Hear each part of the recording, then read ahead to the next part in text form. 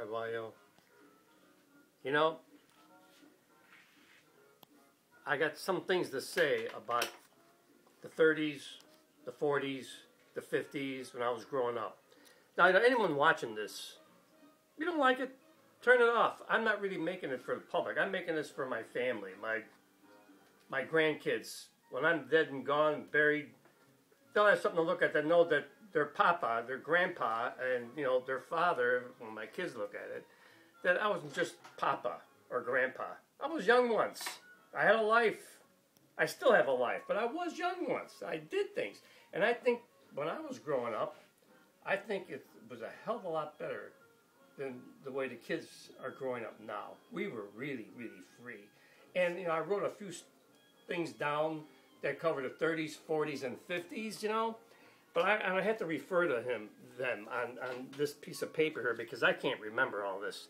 And these things will take place in the 30s, 40s, and 50s, my life, my sister's life, my mother's and father's.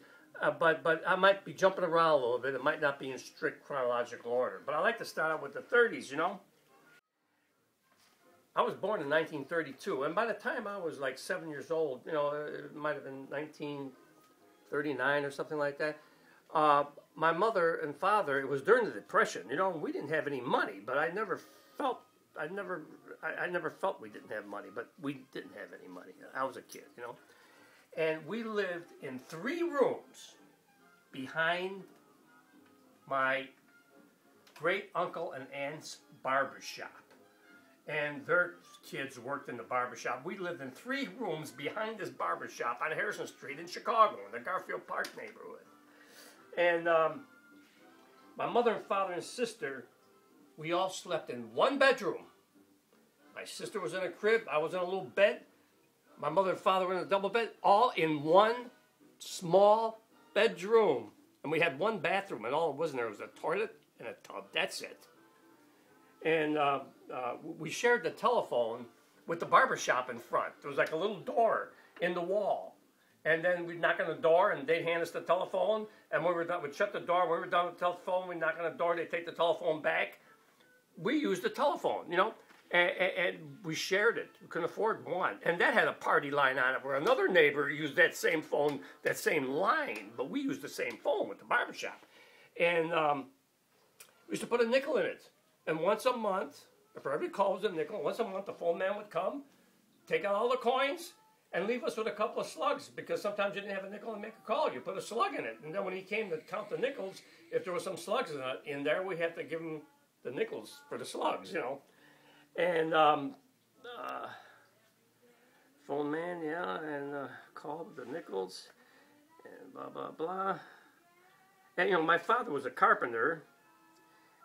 When he could find work, he was a handyman. You fix the step, you fix the rail, a few bucks now and then just to keep food on the table. I think our rent must have been $15 a month. I mean, it was in the Depression, and my mother was a stay-at-home mom, and we had very little money. But me and my sister, we never felt that we were poor. And at that time, I was about 7 or 8. My sister was about 2 or 3. And right before the war, World War II, we bought a 2-flat on Congress and Spalding.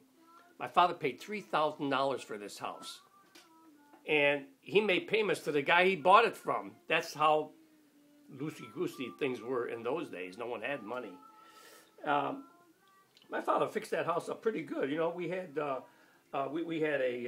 it was a dilapidated place, but we had a basement, and I had a little electric train in the basement. My sister used to roller skate down there with her girlfriends on this rough cement floor. We were having fun, And my poor sister, there was an empty lot next to us. There used to be a house there, I guess. It was knocked down. There was bricks and glass and broken glass and nails in that lot. In the wintertime, when the snow would melt, it would turn to water, then it would freeze, and that was her roller rink. I mean, she had to skate, her and her girlfriends, among these rocks and glass, and it was fun. She thought she was Sonia Henney. It was all fun. It was all a whole lot of fun. And Anyway, that was kind of the 30s.